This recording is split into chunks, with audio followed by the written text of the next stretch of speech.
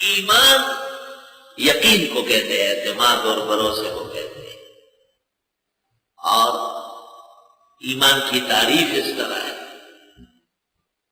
وتصدیق بجمیع ما جاء به رسول اللہ صلی اللہ علیہ وسلم فی الامور التفصیلیہ تفصیلا وفی الامور الاجمالیہ اجمالا.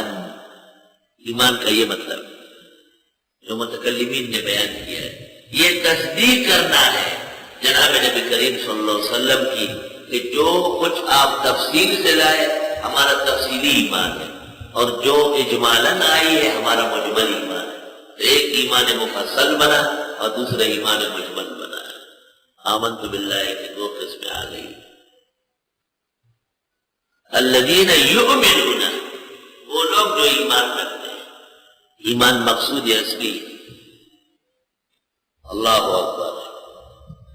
فاتحہ کے اندر اہدنا، یا اللہ ہمیں ہدایت دے.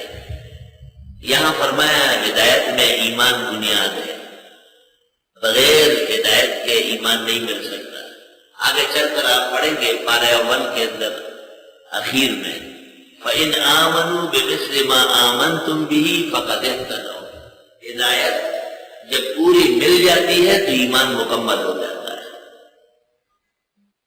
ایمان بالغیب، کیونکہ جب نظارہ نظر آئے گا تو پھر تو ہر شخص مان لے گا.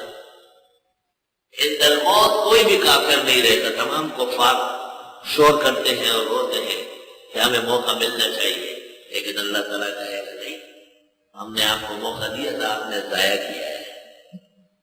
حتی اذا ادرکہ الغرق قال آمنت انہ لا الہ الا ہو الذی آمنت به بنو اسرائیل وانا من المسلمین. فرعون جب بحر احمر میں ڈوبنے لگا، اس کو یقین ہوا کہ مر رہا ہوں، تو اس نے کہا آمن تو ہے لا الہ الا اللہ دو، وانا من المسلمین تین اعلان کیے. لیکن اللہ تعالیٰ نے کہا الآن، اب ایمان کا ٹائم ہے جو ڈوبنے کا وقت ہے.